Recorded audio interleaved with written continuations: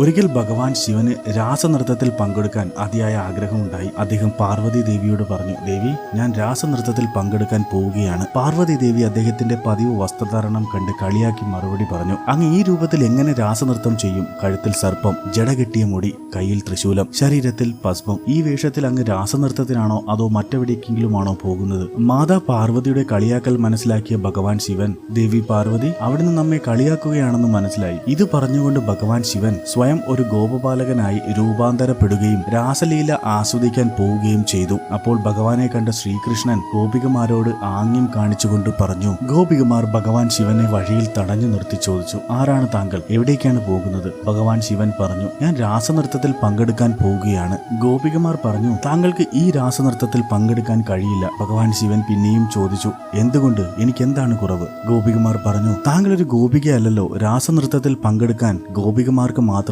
കഴിയൂ. അപ്പോൾ ശിവൻ യമുന നദിയോട് പ്രാർത്ഥിച്ചുകൊണ്ട് പറഞ്ഞു, ദേവി യമുന, എന്നെ ഒരു ഗോപികയാക്കി മാറ്റൂ. ഉടൻ തന്നെ ഭഗവാൻ ശിവന്റെ രൂപം അതിമനോഹരമായ ഒരു ഗോപികയായി മാറി. അതിനുശേഷം ഭഗവാൻ രാസനൃത്തത്തിൽ പ്രവേശിക്കുകയും പിന്നീട് ഭഗവാൻ ശിവനും ശ്രീകൃഷ്ണനും രാധാറാണിയുമൊത്ത് അതിമനോഹരമായ രാസനൃത്തം ചെയ്യുകയും ഒരു നല്ല സായാഹ്നം പങ്കിടുകയും ചെയ്തു. ഹർ ഹർ മഹാദേവ്, ജയ് ശ്രീ രാധാകൃഷ്ണ.